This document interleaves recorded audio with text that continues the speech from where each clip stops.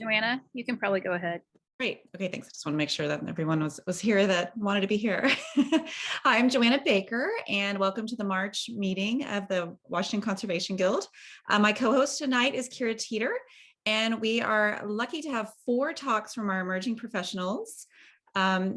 There's going to be a couple of minutes after each talk for questions, so please put those in the chat. And hopefully there'll be some, we can do some afterwards too. There'll be some time to follow up. I guess we'll start to see if Jane Holt, our president, has anything to say. I do. Hello, everyone, and thank you for joining us. Our Emerging Professionals Talk is always one of our most popular meetings. And I don't want to delay the start, but I did want to remind you that we are actually approaching the end of our season in a couple of months. May will be the last meeting, and the most important business we'll have then is the election of new board members and officers. WCG has been around for decades. We're an entirely 100% volunteer-run organization, but you'd never know it by the quality of the meetings and all the other things that we offer the conservation and preservation community here in the DC area. We have a really excellent crew of volunteers on the board and committees. Sadly, at the end of every season, some of our volunteers need to step down because their term has ended or because life just takes them in another direction.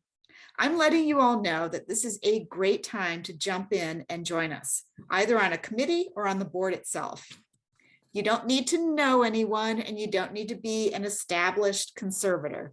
If you're new to the area, if you're new to conservation, if you're not a conservator, but you're in the preservation field, you are wanted. We've had curators, registrars, pre-program interns, and museum professionals serving on our team. The more voices at the table, the stronger we are. If you've been considering being more involved with WCG, or you'd like to work with and get to know more of your colleagues, get in touch. Our contact information is on the website. Okay, and that's it for me. I'm going to just turn this over to the directors again. Great, thank you, Jane. Let's start. Our first speaker is Lauren Phillips. Lauren Phillips earned a BA in art history from Lawrence University in 2017 and landed a curatorial internship with the Baltimore Museum of Art's Textiles Department after graduation. During this internship, she happened to work closely with the BMA's conservation staff, and from there found her passion for conservation. Lauren has now been employed at the BMA, the Baltimore Museum of Art, as a conservation technician and pre-program intern for the last 4 years, where she has worked mainly with objects and textiles, but is excited to begin new projects with both paintings and frames in the near future. During the past year, Lauren has also completed an internship with the Museum of Fine Arts Boston's Furniture and Frame Lab, and is furthering her interest in furniture conservation through working with Maryland-based private practice furniture conservator David Duggan. Lauren is currently preparing her application for graduate school programs in conservation, which she hopes to apply to this year. Lauren is also an avid rock climber, and she works and coaches at her local climbing gym in the evenings and weekends. Welcome, Lauren. Thank you so much for having me. Cool. Would you like me to just share my screen for my slide presentation? Is that all right? Yes, please. Okay, awesome. So let's see how I can do that.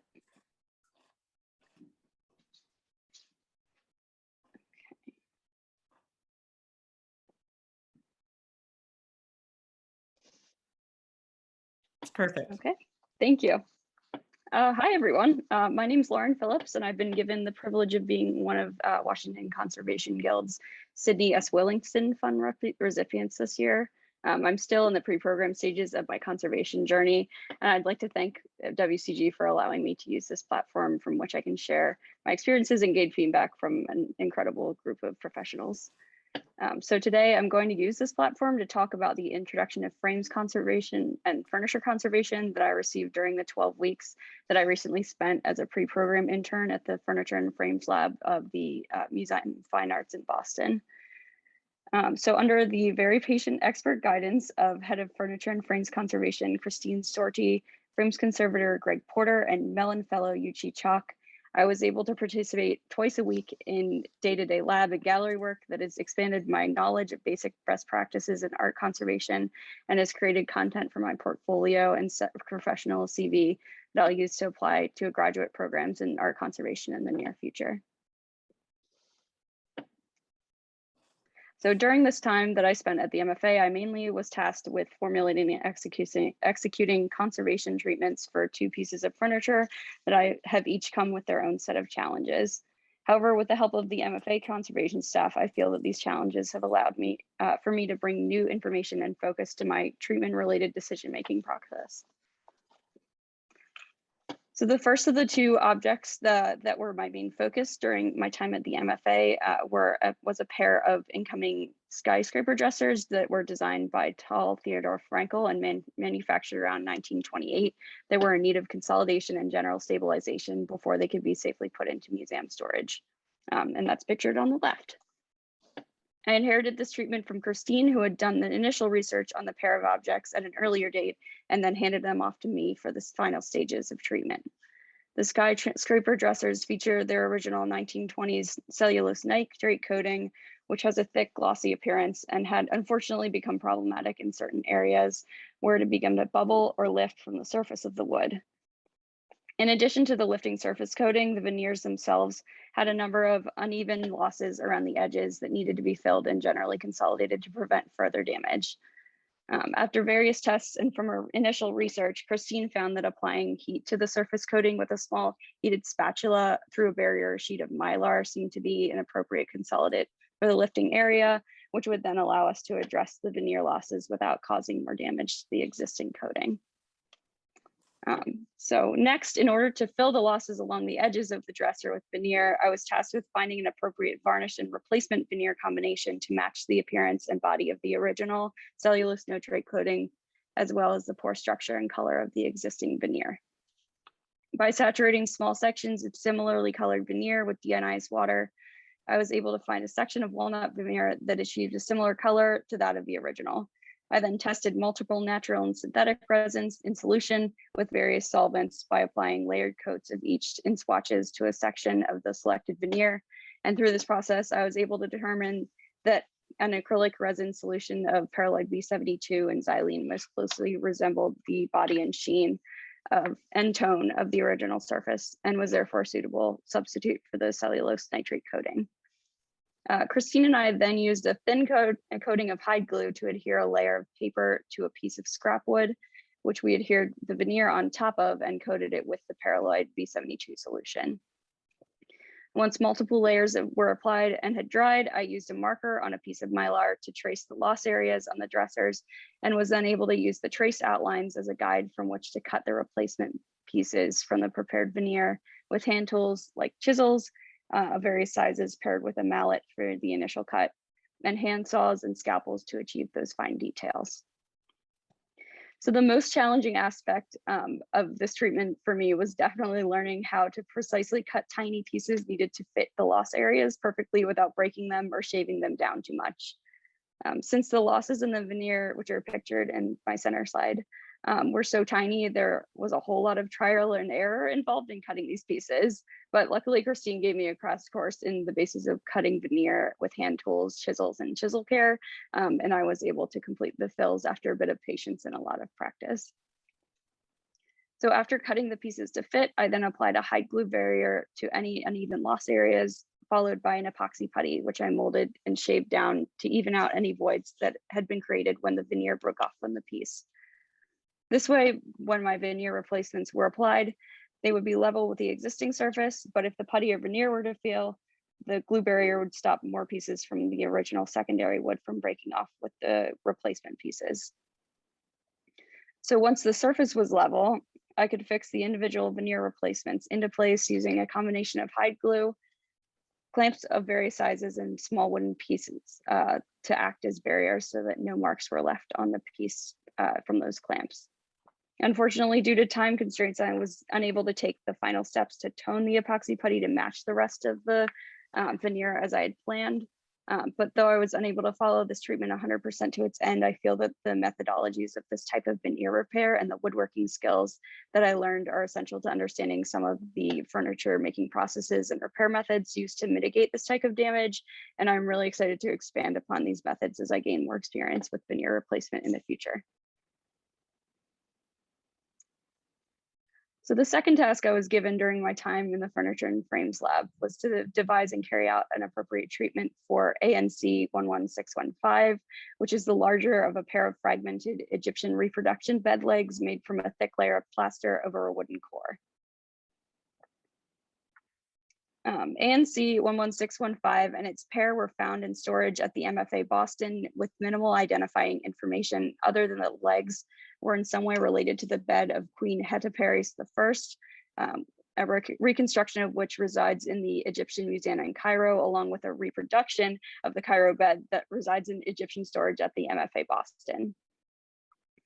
Based on the information I've gathered, thanks to the extensive visual and text-based records kept by the original Harvard University MFA Boston expedition, Harvard University's Giza Project records, and the guidance of Senior Curator of Egyptian Art, Larry Berman, I've been able to gather further background information of these pieces, on these pieces, and posit that the bed legs are likely prototypes that were cast to aid the expedition's conservator, William A. Stewart, in his 1927 reconstruction of the original bed, which was excavated in 1925 from the tomb G7000X, or the royal tomb of Queen Hetepheres I, on the east side of the Great Pyramid of Khufu at Giza. This tomb was originally housed a whole suite of Queen Hetepheres I's personal royal furniture and was disassembled before being placed within the space. G7000X was unearthed by the Harvard Boston exhibition, then disassembled.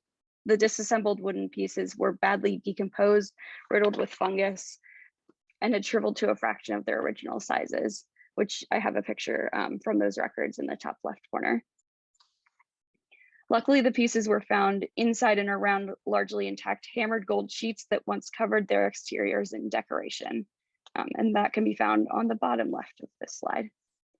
Since these casings had been hammered over top of the wood, the impressions that they retained replicated the forms of the wooden components prior to their decomposition.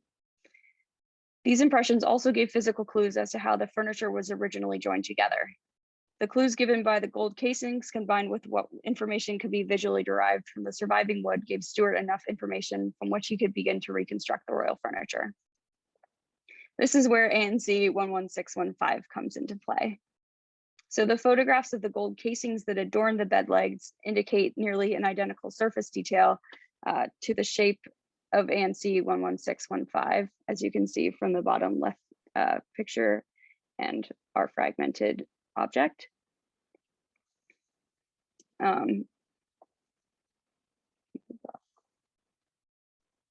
Sorry, I lost my place.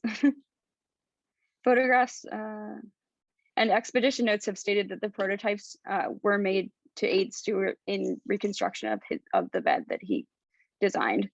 So with these factors in mind, I believe that ANC 11615 and its smaller counterpart were cast from the gold casings that were used as the prototype leg from which the plan for a total reconstruction of the bed could be devised, along with the aid of detailed diagrams that Stewart drafted using the physical clues provided by the casings and surviving wooden components.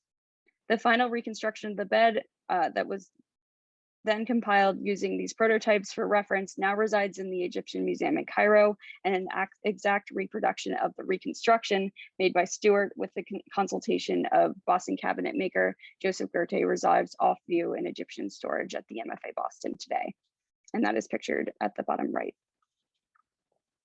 So unfortunately, while the historical records of the original bed found in G7000X and the reconstruction are ample, records of materials and methods used to make the prototypes, which would be extremely useful for a conservation standpoint, are basically non-existent, other than the mention of their existence in expedition notes and photo documentation of the prototypes at the dig site, which you can see at the top right. So because of the lack of vital information, as well as the path my research into the origin of the object had already taken me down, it was decided that given the time constraints of my internship, the aspect of treatment I should focus on the most would be general material analysis and the construction of the piece, so that future interns or conservators could pick up the treatment from where I left off and delve further into the specifics. From an initial visual analytical standpoint, aided by Christine's expertise, I can hypothesize that the prototype leg is made from a thick layer of plaster that was cast in the shape of the original gold casing around a scored wooden core, which when dry was then coated with a ground layer of a bright red bowl and finished with a gold leaf exterior. So as you can see, the major issue with this piece is the instability of the plaster coating. We believe that such major losses in the plaster are likely due to the lack of an adequate adhesive to bind the plaster to the wooden core. And since plaster crumbles quite easily, those losses have become even more fragmentary, and some of the pieces have basically disintegrated over time. So to begin our analysis, Christine and I documented the object using photography in both the standard visible light and ultraviolet spectrums, which allowed me to learn how to operate a high resolution camera, process images in Photoshop and Bridge to fit conservation standards, and eventually upload the pre-treatment photos to TMS to supplement my treatment report. The UV photographs that we took also aided in identifying the presence of a number of different coatings that we were able to detect using the standard visible. We were unable to detect using the standard visible spectrum.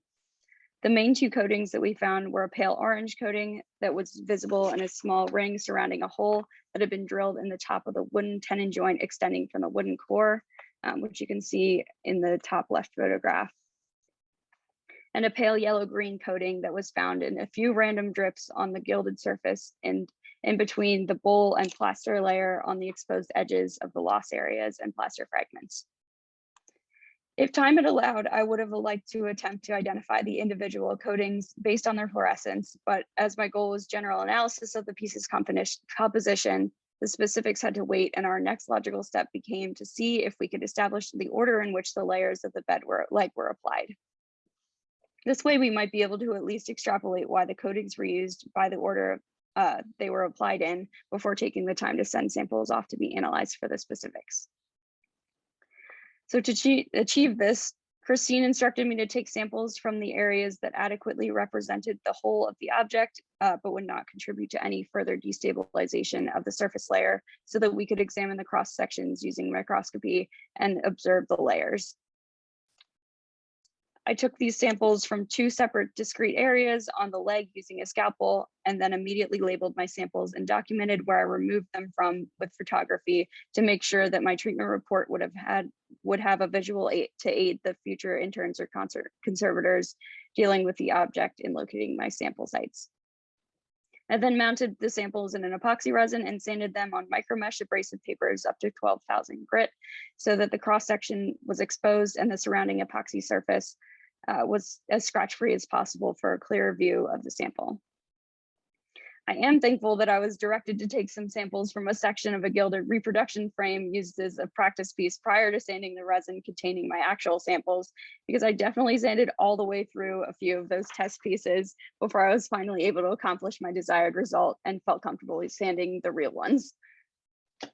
So finally, I viewed the cross sections under both transmitted and ultraviolet wavelengths under magnification, which I documented with photography in 50 and 2000 or 200 times magnification. So based on the magnified images under transmitted light, it's clear that the thick plaster layer was applied first, followed by the bright red bowl with some fragments of gold leaf mixed within the layer, and finally the gold leaf on top of that. But when the magnified image is viewed under the ultraviolet wavelength, a new pale green, blue-green layer is visible between the bowl and the gold leaf. I was really hoping that this fluorescent layer between the bowl and the gold leaf would help me to identify whether the leaf was applied using an oil or a water-based method. But while the bowl and the adhesive layer point to water gilding methods, the matte appearance and the lack of ley lines and the fact that the gilding was likely performed on site, which points to oil gilding as the less laborious method, makes coming to a conclusion less straightforward. It should also be noted that the UV light source was not properly aligned within the microscope I was using and was unable to be realigned without the assistance of an outside contractor within the time frame that I was in Boston. Because of this misalignment, my samples were not illuminated in their entirety when viewed in UV, which limited my ability to fully observe the cross-section and any other visual clues that might have helped me to spot any identifiers. My 12-week period also ended before I was able to complete any more work on this object. This treatment was particularly challenging for me because it was the first piece I had dealt with in depth that did not have a relatively straightforward treatment path to follow. And with limited time, it was difficult to choose one aspect of treatment to focus on when there were so many questions that I wanted to answer about the piece. Despite this, I was able to complete a comprehensive condition report for the bed leg using the methodologies that I was taught along the way, and I feel confident that I've been able to accurately document the progress that I've made so that future conservators or even future interns will be able to pick up where I left off. So though my time did limit my ability to fully conclude my major treatment projects, my introduction to furniture conservation at the MFA Boston was not just limited to these two projects. I was also able to learn more treatment methodologies and experience museum operations through various smaller projects. These smaller projects included routine period room cleaning and climate control monitoring in the galleries, a visit to off-site storage to evaluate a pair of 18th century Dutch clocks, participating in creating a 3D scan of two African musical instruments with Yuchi and curator of musical instruments, Bobby Giglio, writing an Instagram post for the MSA's conservation page, and assisting Greg with the ongoing installation of the Monopoly altarpiece frame in the newly renovated galleries of ancient art of Greece, Rome, and the Byzantine Empire that opened in mid-December. I was also fortunate enough to visit the textiles, objects, painting, and paper lab to get a look at how different departments within conservation use their spaces. So overall, I'm thrilled to have had the opportunity to experience what life is like for conservators at a large institution and to have been able to pursue my interest at the conservation of furniture and frames with such an excellent team. I would really like to thank all of the MFA conservation staff members who took the time to explain what they were up to when I asked, and especially the Furniture and Frames Lab staff, Christine Storti, Greg Porter, and Yuchi Chalk, for welcoming me so warmly, teaching me so generously, and for being so patient with all of my weird travel issues while commuting to and from Baltimore every week during those 12 weeks. Finally, I'd like to thank the conservation staff at the Baltimore Museum of Art for pushing me to pursue this internship experience while continuing my work with you all, and to Lauren and Ross and Christine Downey specifically for your extra support and encouragement through all of this. I really look forward to applying the knowledge you've shared with me to my upcoming graduate school application.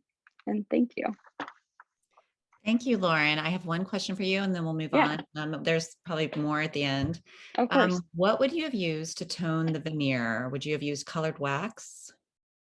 Either colored wax, or I know Christine and I didn't get to talk about it super in depth because we were on a little bit of a time crunch, but I know there's also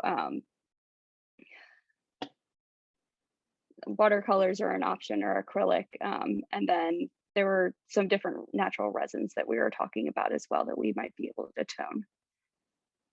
Great, thank you. I think we'll have more questions for you at the end if we have some time. And moving on to our next speaker. Thank you so much, Lauren. Thank you.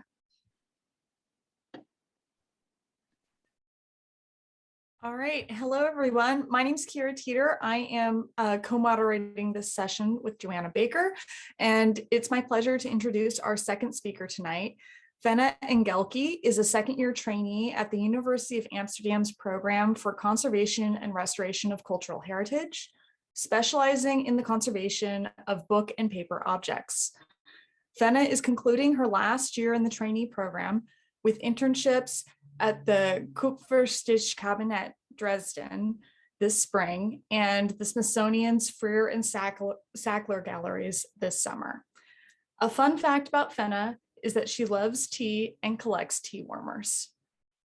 All right, Fenna, take it away. Thank you. Let me just set up my screen share real quick.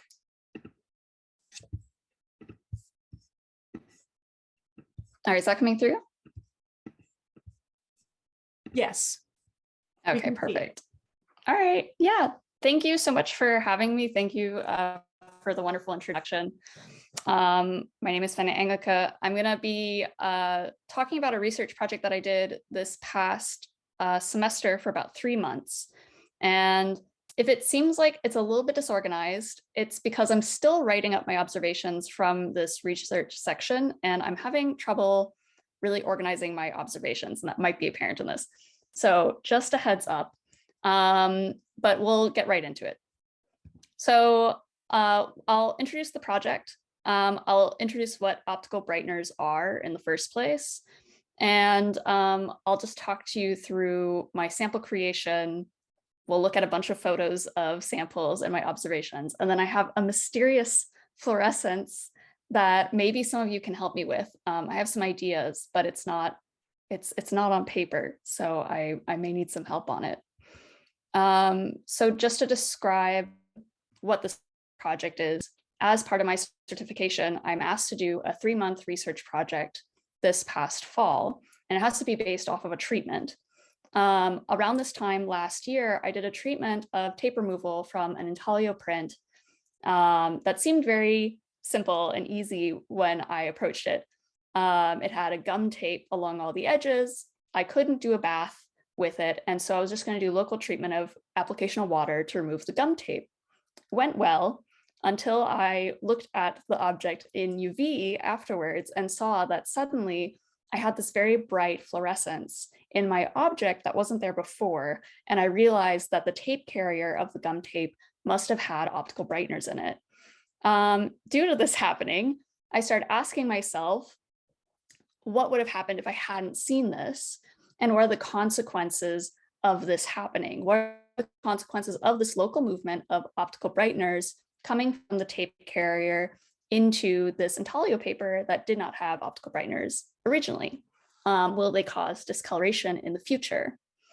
And so what even are optical brighteners? Optical brighteners really came into the market in the 20th century, and they really started with this chemical called stilbene, and I looked it up how to pronounce that, so I hope I did it right. It was proposed in the 30s, and these days, about 80% of our optical brighteners that we use in materials come from this chemical, are derivatives of this chemical. It was originally used for brightening textiles. And in the 50s, it started being applied to the application of paper and then also plastics. That being said, this idea isn't new. For centuries, people have been trying to brighten textiles and papers. And we have a similar idea previously in the past when people were trying to whiten papers. They used to sometimes add blue to the paper, either an indigo pigment, or in this case, this example that I'm showing here is smalt in Dutch paper. And the idea was that by putting blue in the paper, you were combating the yellowness of the paper over time and making it more appealing. And optical brighteners work in a similar way. It's the same idea recycled centuries later. So how do optical brighteners work? Optical brighteners work by absorbing light within the UV range and then emitting it in a violet and blue visible light. When you look at it under UV, it ends up coming out as a sort of very bright blue fluorescence. The thing about OBAs is that they are water soluble, as I learned, and they're not light fast, and they do degrade over time.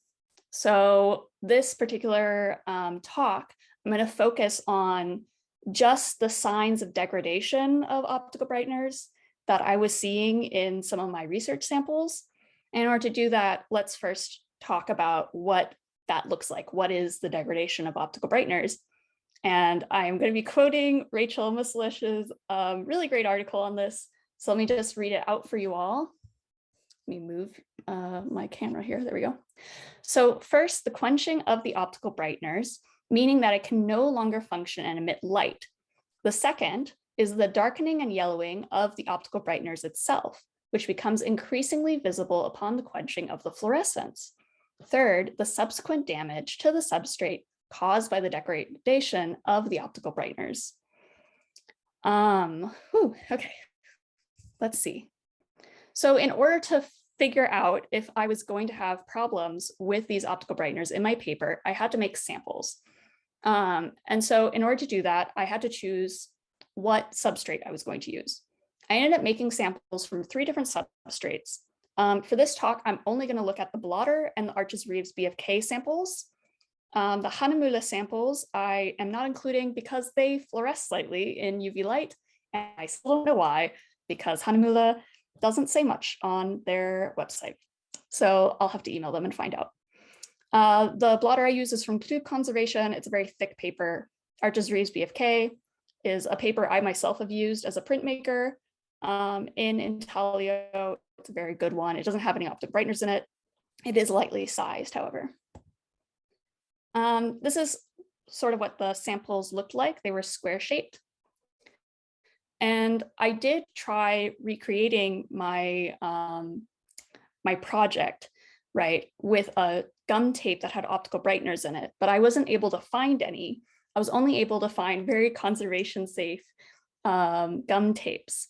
And so I'm listing here the 2 that I did use for some of my samples, just so I could have an isolated show of what that looked like. If I was just removing a gum tape without optical brighteners, what would that look like? We're not going to look at these samples very much. I'm going to focus on the optical brighteners ones. I just want to give you an idea of what the whole project looked like. And this is how they were placed on the samples themselves. They were just sort of folded over the edge of the paper samples. For OBAs, because I couldn't find a tape that had optical brighteners in the carrier, I decided to instead use strips of office paper, which do carry OBAs. Here you should see them placed underneath it just to show you the difference in what they look like in ultraviolet. But when I did the actual sampling, the treatment of these tapes, they were placed in the same area where the gum tapes were.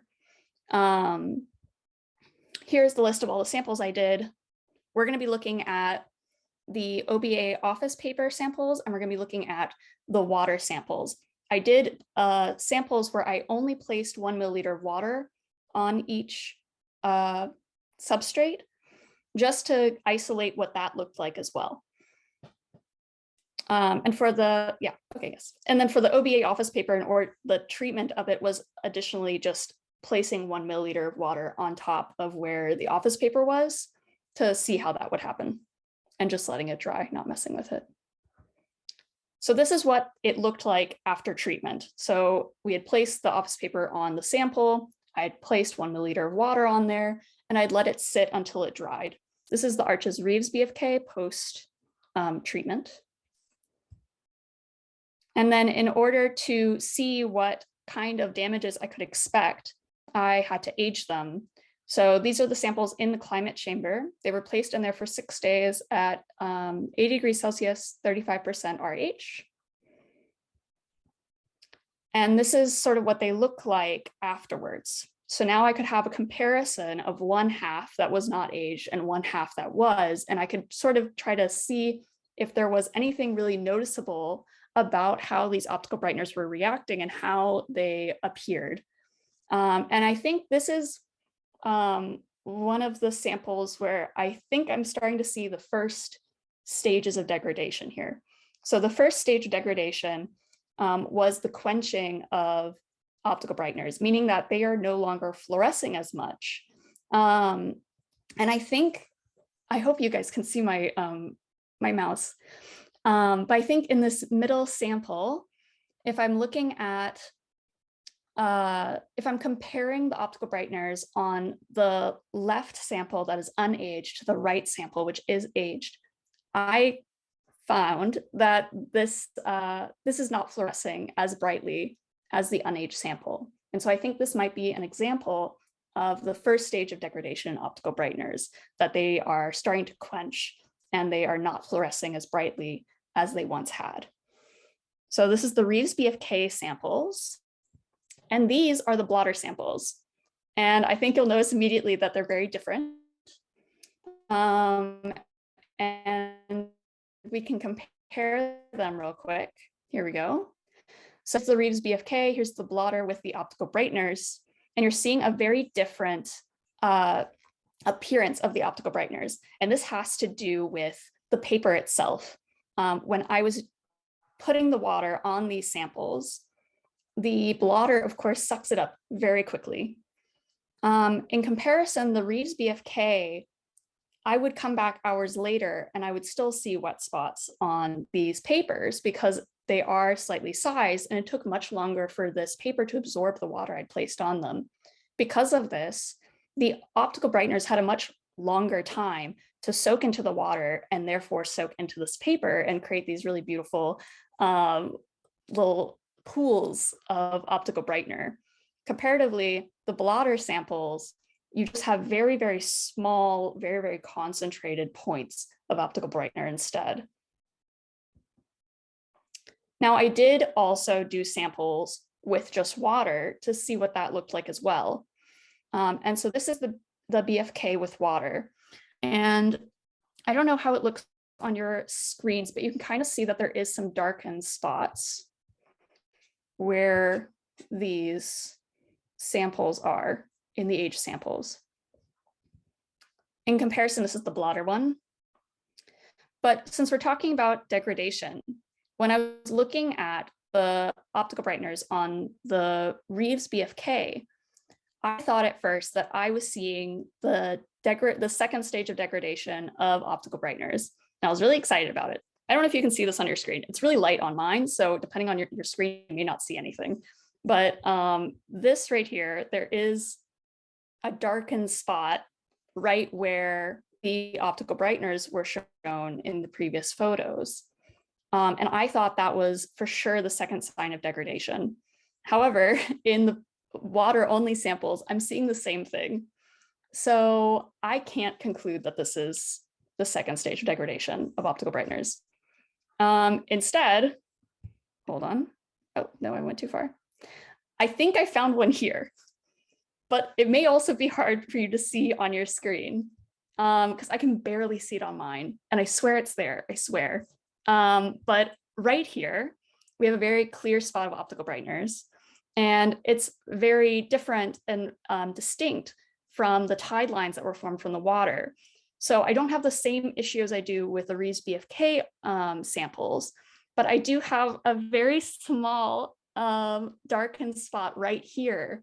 And I think that might be the second stage degradation of optical brighteners that I'm seeing. I wish I had more, but I think that's what I'm observing. And I think the next step in doing this research would be to make more samples and to put them in for even longer for aging to see what we get then. If I can get all 3 stages of degradation shown in a sample, I think that would be really great. But before we finish up, I have a mystery.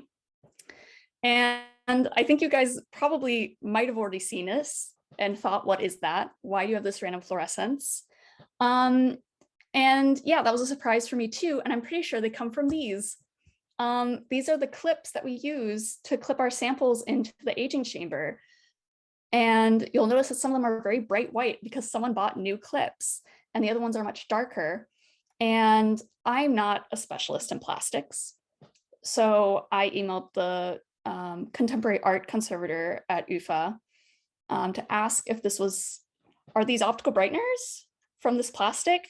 I don't know.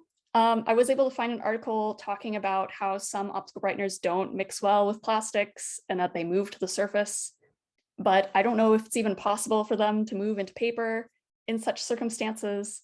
And so this is my attempt to reach out to you all to say, if you know anything about this, please let me know, because I'm very curious as to what's going on. They really, really invaded my samples halfway through.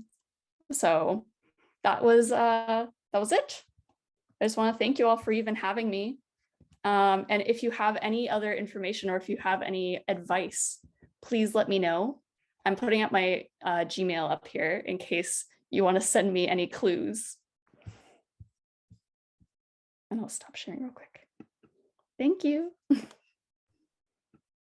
Thank you, Fenna. That was a fantastic presentation, and it's something where it'll be really exciting to see where this research leads in the future. I know that in my case, I'm not a paper conservator, I'm a paintings conservator, but the idea that optical brighteners can migrate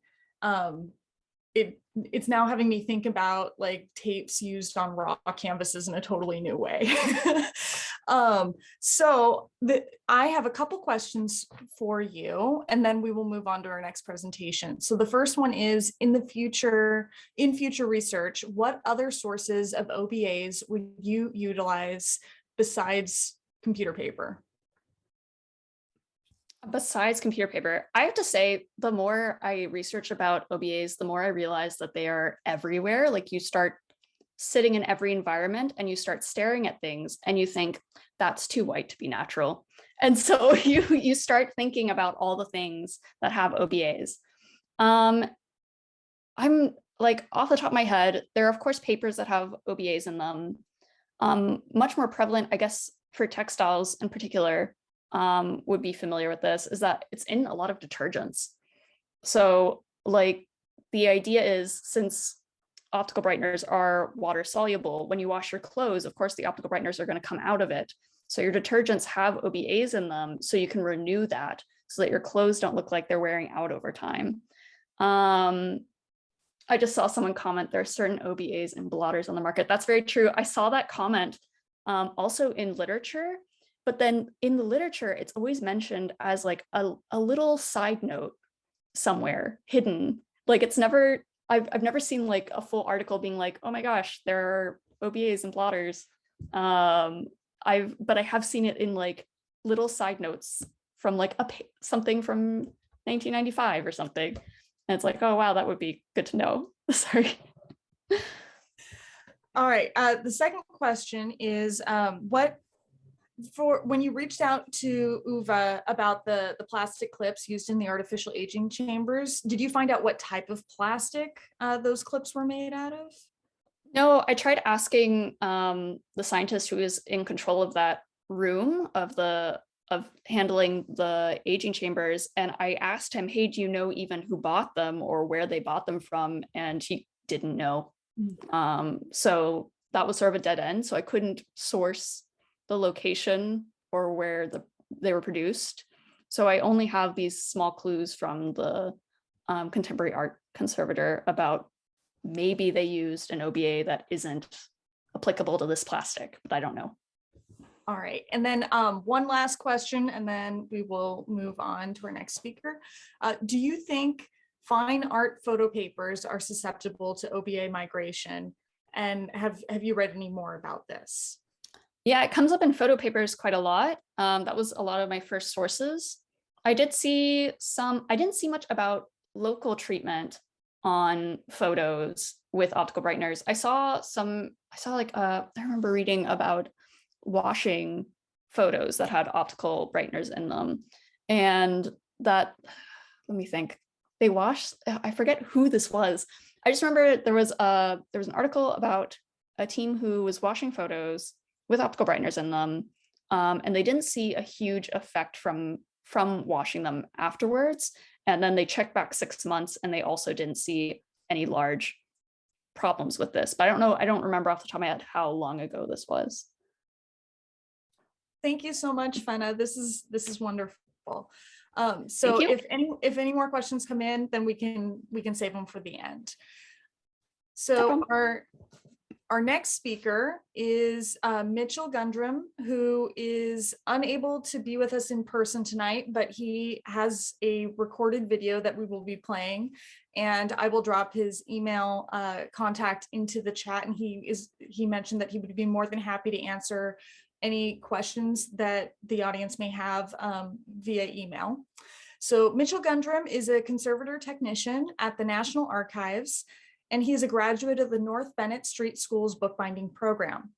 His research on historical book structures will include a course at the University of Virginia's Rare Book School and a survey of American scaleboard bindings at the Boston Athenaeum this upcoming summer.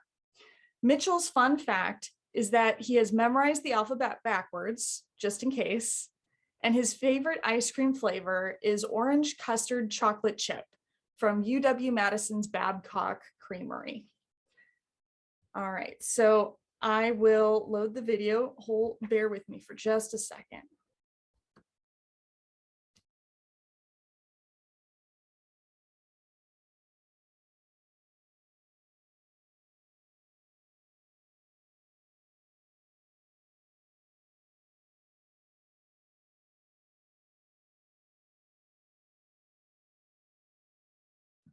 Good evening, everyone, and thank you to Chiara for the introduction. Though I couldn't attend tonight's meeting in person, I'm grateful to be presenting here tonight as a Washington Conservation Guild member through the generous support of the Sidney S. Williston Memorial Scholarship, and looking forward to sharing some of my recent work. As mentioned, I'm currently working with a small team at the National Archives in Washington, D.C. on a 3-year project to stabilize more than 800 cubic feet or 1.5 million sheets of paper record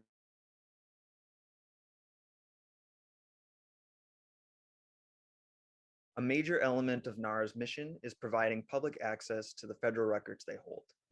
Our project involves a great deal of tissue mending, humidification and flattening, removal of fasteners like ribbons, wafers, and tapes to fully access content, and mold remediation treatment. These efforts are necessary to make the 150-plus-year-old documents safe for handling by digital imaging staff at NARA, who will make them available to the rest of the world.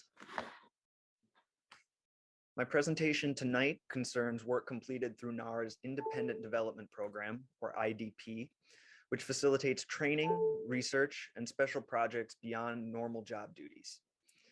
IDP dedicates paid project time to employees, encouraging new connections between coworkers from different departments within NARA, and promoting the contribution of new information to the conservation field. After starting at NARA in June 2021, I submitted my first IDP proposal in November and began working under the supervision of Senior Paper Conservator Yunju Strumfels. Together, we are working through cellulose acetate film delamination treatment of a manuscript from the records of the U.S. First Federal Congress, Record Group 46, Records of the U.S. Senate. These records document the foundational objectives of the nascent United States, and their preservation and public accessibility is an essential example of the record-keeping responsibilities of the National Archives. In addition to her regular treatment of these records, Yunju previously completed another IDP project with our Conservation Digitization Coordinator, Helena Demba, to explore and catalog the watermarks in these documents. Yunju and Helena later presented their preliminary research at the International Association of Paper Historians' 35th Biennial Congress in 2021.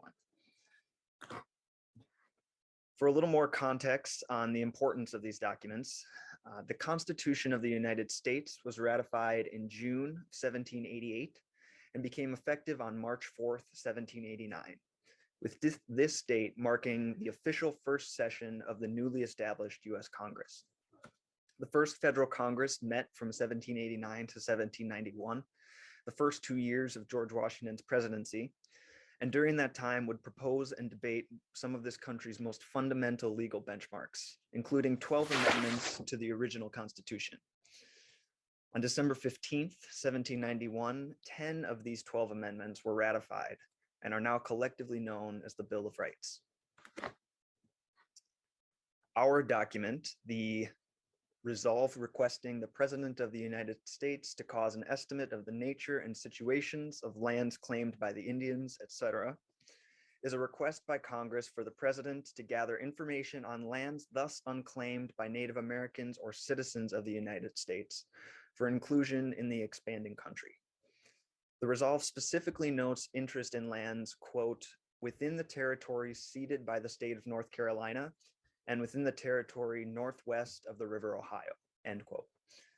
While I am not a lawyer or a geographer, the timeline and focus of this resolve seems to me to fall neatly between the Northwest Ordinances of 1787 and 1789 and the creation of the state of Ohio, the first outside of the original colonies, in 1803. The resolve is a manuscript written in iron gall ink on an antique laid paper folio support. The document's two main authors are John James Beckley, first clerk of the United States House of Representatives, and Samuel Allen Otis, first secretary of the United States Senate. In the late 18th century, the US was still very early in developing its own papermaking industry. And though there are no discernible watermarks on our document, the clarity and fineness of the sheet suggests that it was a European import, most likely English. The paper showed cracks, tears, losses, and oxidation discoloration along its edges, and in a pattern which suggests the document was originally trifolded. The irregular dimensions of the trifold panels, the unusually crisp bottom and side edges, lack of exposure-induced oxidation discoloration along those edges, and the angled side edges relative to the sheet's chain lines suggest that the document was trimmed somewhere between its original authoring and 20th century preservation treatment. At some point in the 20th century, the document was subjected to cellulose acetate lamination, a process which uses heat and pressure to seal the original document between sheets of a transparent film. While considered an effective preservation method and used at NARA from the 1930s to the 1980s, degradation of the film has since been shown to cause significant damage to the paper supports over time. NARA discontinued its use of lamination as a preservation technique decades ago, and for its most vulnerable and treasured holdings, removing the lamination as much as possible helps to ensure the longevity of these irreplaceable documents. Delamination generally involves removal of the cellulose acetate with solvents, aqueous treatments which remove soluble degradations from and introduce alkalinity to the paper support, and resizing of the paper support with the gelatin solution.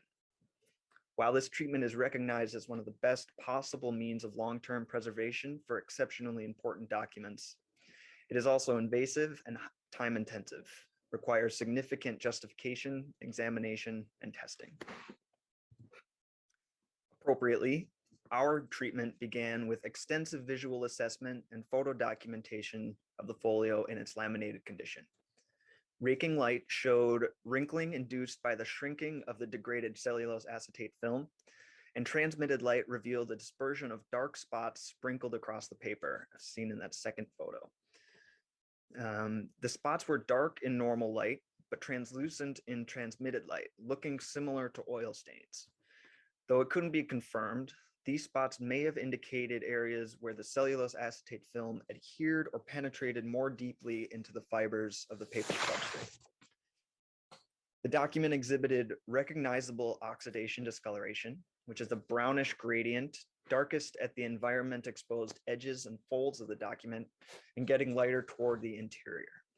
This discoloration evidences the degradation of cellulose fibers, further demonstrated by brittleness, cracks, and losses to the paper support in those areas. Manuscript writing is present in at least 3 unique hands and ink types, discernible by differences in the darkness, brown to dark brown to nearly black, and the amount of ink used, thin and bold lettering. We use the Netherlands Institute for Cultural Heritage's condition rating system for paper objects with iron gall ink to judge the overall condition of our document as fair to poor, with a moderate degree of ink strike-through visible through the paper for all the manuscript, and some darker strike-through present at the ends of letter forms. After thorough documentation, we proceeded to spot testing with all intended treatment solutions to ensure the stability of iron gall ink, graphite, and other media prior to immersion. Because various formulations of cellulose acetate film were used over time, we tested several ratios of acetone in deionized water to determine the most effective solution for dissolving the film on our document. Tiny strips of cellulose acetate were trimmed from the margin surrounding the document and placed in each solution. When all of the solutions proved to be effective at breaking down the film, we opted for the 100% acetone solution to minimize hydration of the iron gall ink during immersion. We performed spot tests on the document with acetone under stereo microscope to observe any migration tendencies in any of the media. The various sections of ink and graphite writing on our document proved to be stable under these conditions, and we proceeded with delaminating the full document. Working in a fume hood, the document was supported between polyester sheets and immersed in a series of acetone baths. We observed as the solvent worked and the cellulose acetate went from a solid film to a gelatinous coating, and finally to a suspension in the acetone that could be poured off and disposed of. The document was allowed to sit for 15 to 20 minutes before being moved to a fresh bath, maximizing the amount of cellulose acetate dissolved and pulled from the document into the bath. After our third bath, the polyester sheets were no longer showing the whitish cellulose acetate residue as shown in this photo. And we used this as a visual marker of having removed the greater quantity of cellulose acetate both in and on the document surface. Under ordinary circumstances, Yunju and I would have fully dried the document and consulted with our conservation scientist, Mark Ormsby, for his expertise in using solid phase microextraction to more precisely measure the progress of our treatment between baths. This technique detects the presence of a plasticizer used in cellulose acetate films and offers a degree of certainty on how much cellulose acetate was removed or remains on the paper. As it happens, on-site access for many NARA employees is currently restricted by COVID precautions, and as the alternative of prolonged or additional immersion presented an undue risk to the paper support, we determined that our visual analysis struck the best balance between the risks and benefits of additional baths. After the final acetone bath, the document was left to dry between a spun polyester, blotters, and felt under a light weight. We took up our second round of spot testing the next day using a 00 size soft white synthetic bristle brush to test various ratios of ethyl alcohol and conditioned DI water on minuscule marginal areas of the iron gall ink media. When all of the tested areas proved to be stable, the document was preconditioned in a 100% ethanol bath for 5 to 10 minutes, and then washed through immersion in 3 successive baths of a 7-to-3 solution of conditioned deionized water and ethyl alcohol to rinse out degradation products.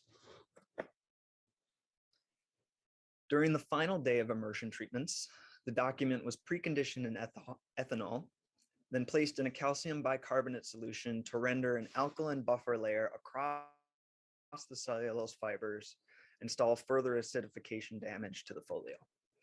Damage to the 250-plus-year-old paper support is an inevitable result of aging and environmental exposures. The hydroxide ions imparted through alkalization, however, react with acidic species formed during the aging process and can buffer the substrate against the formation of new acidic species over time. This conservation treatment, in combination with NARA's light, temperature, and humidity controlled storage environment, prolongs the life of the document by hindering further embrittlement and discoloration to the paper support. Finally, the document was resized in a 1.5 to 2% gelatin solution. Sizing contributes to the strength, dimensional stability, absorption, and durability of paper, and it is necessary to render a suitable writing surface on the sheet. As a conservation treatment, resizing replaces sizing that has been degraded over time or was lost during the washing process. And the gelatin solution used in our treatment protects the paper document while being invisible and historically sympathetic. We finished our aqueous treatments just before the winter holidays, and after which the document was left again to dry between spun polyester, blotters, and felt under a lightweight for a full 6 weeks before treatment continued in early February. While piecing the document back together over a light table, we began self-mending the breaks and tears using an infinitesimal quantity of Zinshofu wheat starch paste and methyl cellulose to reconstruct the folio along its tears. In the coming weeks, we'll proceed with tissue reinforcement of these tears and loss compensation. I'm looking very forward to sharing this second stage of the treatment at a future WCG meeting. But for now, I would like to thank my supervisor, Jody Bink, for her support of my IDP initiative. Yunju Strumfels for the hours spent guiding me through this treatment and encouraging my various academic pursuits. Thomas Eisinger and Martha Grove in the archival unit for verifying the historical content of this document. Dr. Jennifer Herman for verifying the chemical details of our treatment, and the Washington Conservation Guild for the support that made this presentation possible. Thank you.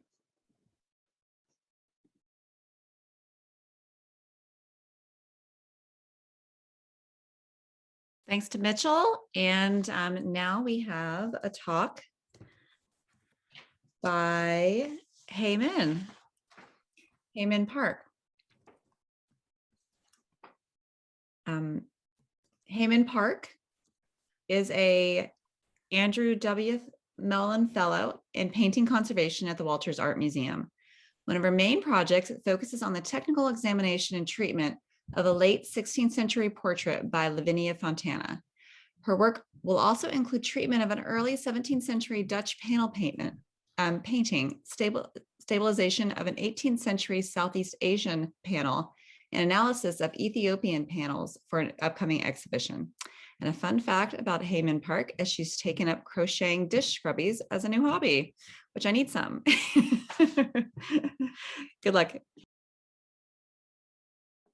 Thank you. Thank you for the introduction. Let me fumble with the technology just a little bit. Okay. Okay.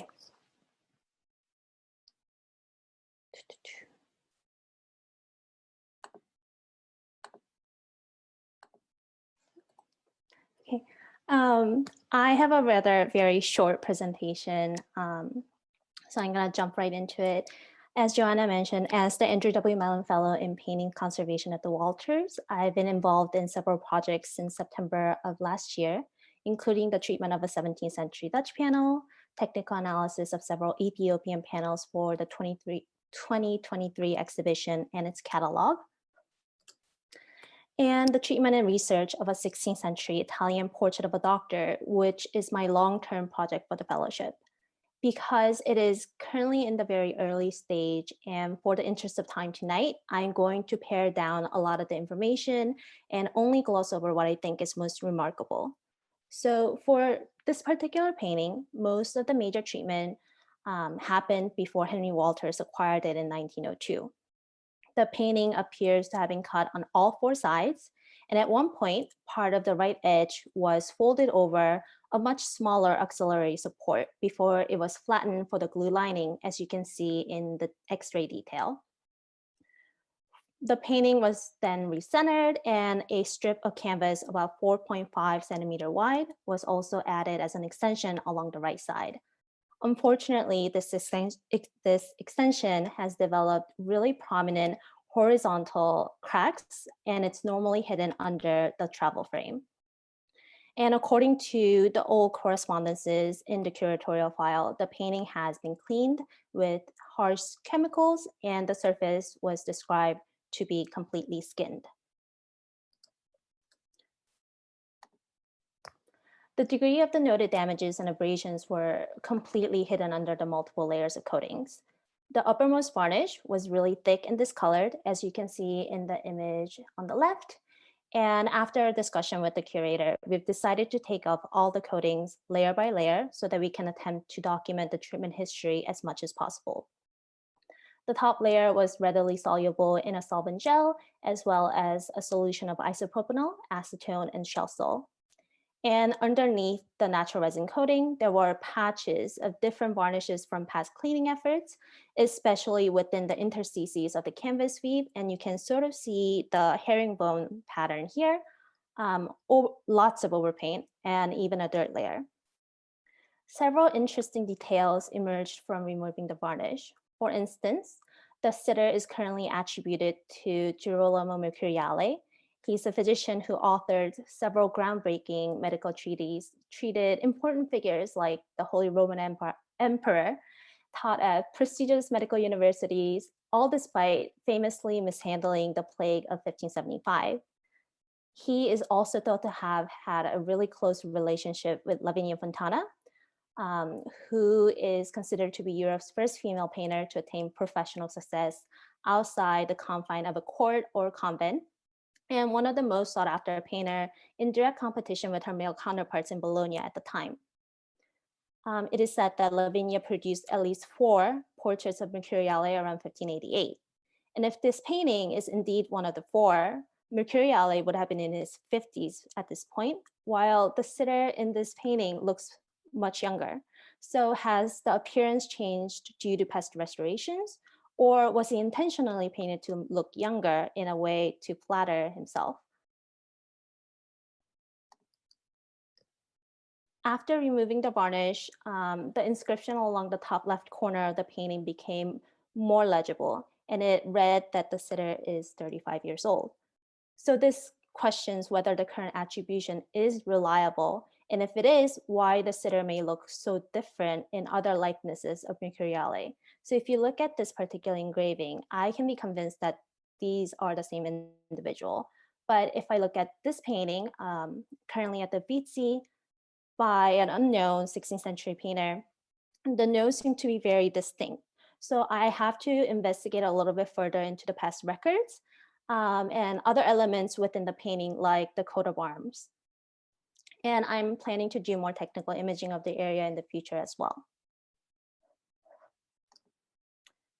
Other discoveries, although they don't particularly relate to the discussion of the attribution, are these astrological signs on the armillary sphere. And you can see a complete view of the sphere here.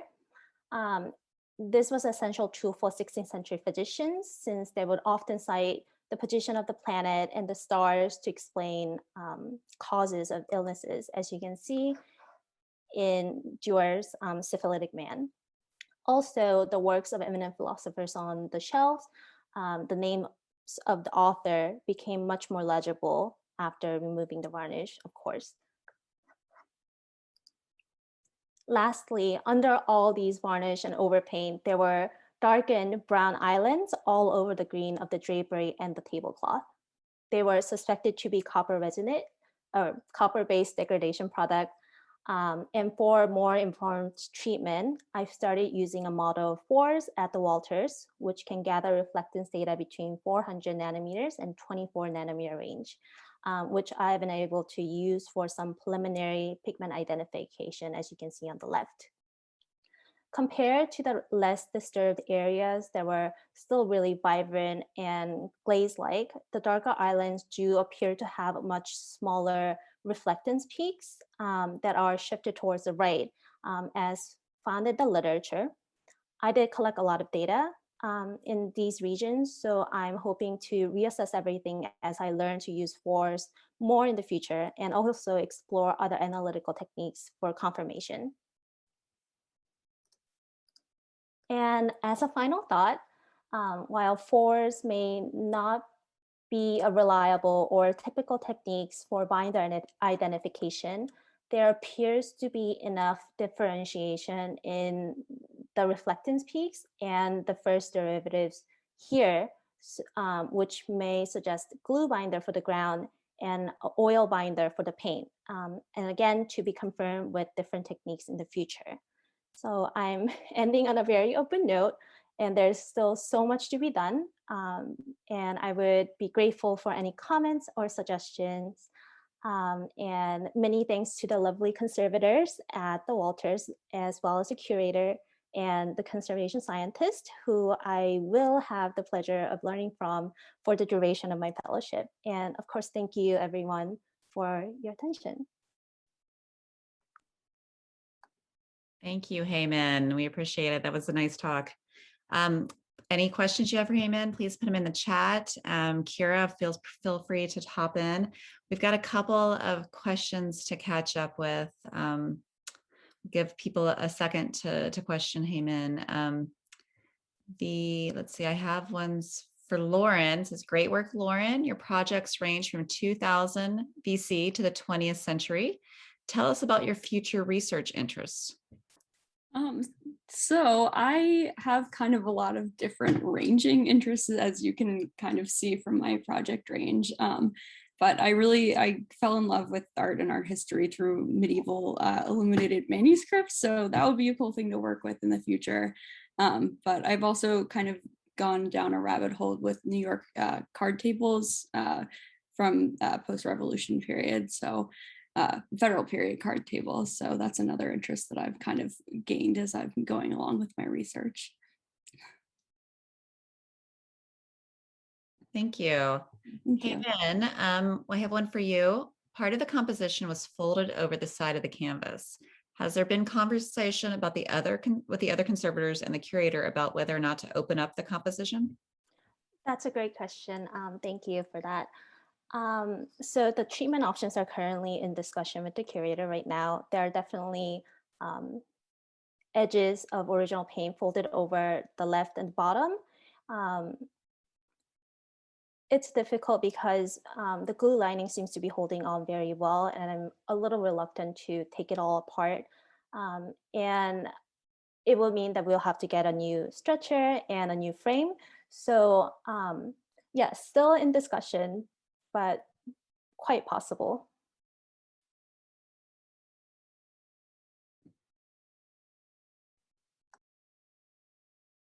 And there was one more question that came in for Fenna as well. So there was a question about whether or not clear plastic clips for the aging chamber might have OBAs in them. And I don't know whether you know the answer to this, but what are your thoughts?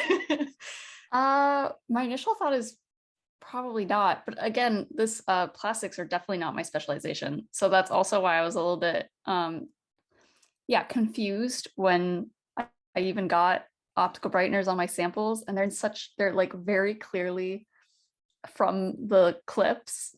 I didn't even know that could happen. So yeah, if there are any contemporary art or plastic conservators here that know something about it, let me know. Or maybe I discovered something interesting. I don't know.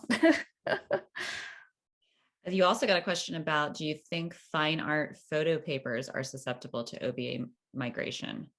Have you read anything about this? I feel like they are. Yeah, I mean, they definitely have optical brighteners in them. I just haven't read anything about local treatment. I've only read things about washing. So probably my specialization isn't in photos either. We have a separate specialization for photo conservation at my school. So my focus is paper and books. But that being said, I did end up reading a lot of photo literature because optical brighteners come up so often. They're used so often in coatings on photo papers for the longest time. So it's much more common in photo conservation than, well, it's common in paper conservation too, let's face it. It always sneaks up on us. It's the problem. And Joanna, it looks like one more question came in for Hey Min, so I'll leave that to you, and then we could wrap up. Sounds great. It says, great talk came in. Apologies if I missed this, but what analytical methods will you be considering for characterizing the pigments further? I'm curious if you will take samples in order to better analyze the suspected CU resonate. Thank you for the question. For general pigment identification, perhaps I could do XRF.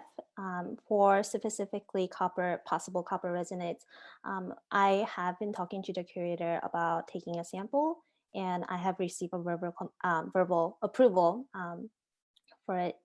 Yeah, so definitely taking a sample and looking at it possibly with a CMEDS or something even further.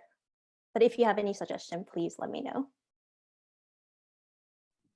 Perfect, thank you. And just for Mitch, even though he's not here, there was a big thumbs up for his jacket in his presentation. So I just want to let everybody know that. Thank you so much to our presenters this evening. One who is, I think it's about midnight or 1 o'clock in the morning there in Europe. So we appreciate you all being with us, and of course, all the members of the WCG. Have a good evening.